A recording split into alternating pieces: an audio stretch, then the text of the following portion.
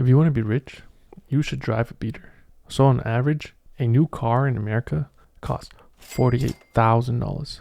So that's $800 in car payments, $150 for insurance, $140 for gas, $100 for maintenance. That's like $12,000 a year gone. And people don't even realize they were spending that type of money. It's like throwing away your money. So what if I told you that driving that piece of junk car could be your financial ticket to freedom? Welcome to my channel. My name is Chi. I was super frugal and careful with my money in my 20s, and I became the first millionaire in my family just by being super careful with my money. And one of the simple choices I made was driving a beater car. The first car I ever got was a 1992 Toyota Camry. It was in navy. It was a piece of junk, but my friends didn't get it. They would laugh at me when I picked them up. They would laugh at me. They would call it junk box, a junker, POS, a piece of shit. And it hurt me in the beginning, but after a while I got used to it. And those were the friends I used to pick them up in my cars. I used to give them rides, and many of my friends would pull up in their brand new Acuras, new Civics, new BMWs, Benz, but they didn't understand why I was driving this car. They didn't understand that driving this piece of junk was my way of building wealth. So they were making car payments and I was just stacking cash. Simple as that. So Jeff Bezos, Jeff Bezos, he drove a beater car. And at that time, Amazon was a $1 billion company.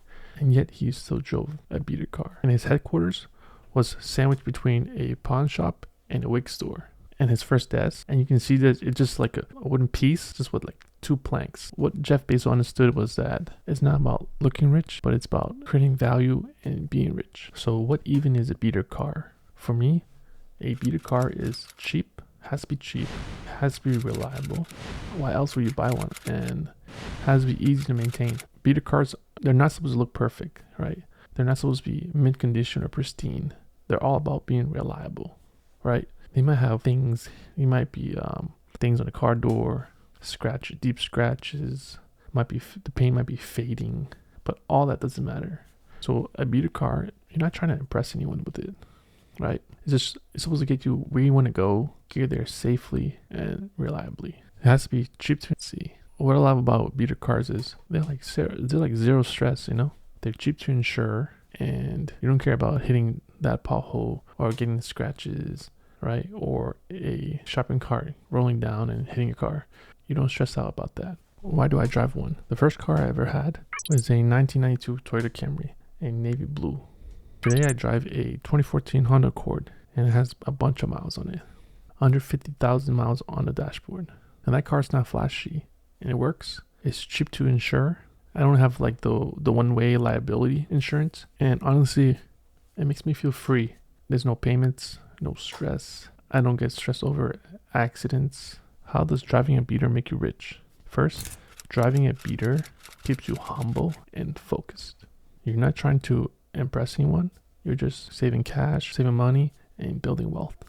The second point is you save a lot of money. On average, a new car costs $12,000 a year, right? A beater car, you find the right one, you buy it right. It costs, in this market, I would say $6,000 to $8,000.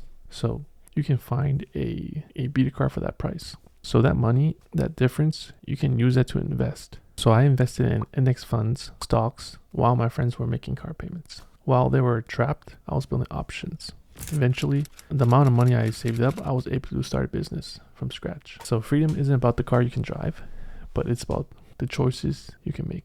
Isn't driving a beater risky? So a lot of people think that driving a beater is risky.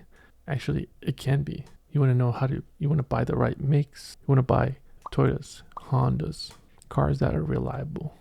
And you want to maintain it. You want to keep up with the maintenance. You want to avoid cars that's neglected, right? Or that gets beaten up. Make sure you get a inspection by a mechanic you trust. That's going to help you. A lot of people think that old cars are reliable, but that's not true. But the truth is, any car can break down, even new ones. As long as you maintain it, you're good. A well-bought, well-maintained beater is not risky. I think that's super smart. There's a conclusion. So driving a beater isn't about being cheap or frugal, saving money. It's just about being smart. It's about being free, choosing freedom over flexing. I didn't drive my 92 Camry to save money. I drove it because I want to invest in myself. So when I started making more money, I didn't upgrade. I stayed focused. So that's why I still drive a Honda Accord. By picking the right car, you can give yourself a runway to be financially free. Skip the payments, invest the difference, choose freedom over flexing. And that's not just smart, that's just freedom. If you like this video, please like and subscribe. Drop in the comments. What kind of car do you drive? What will you do with the extra $12,000? See you in the next one.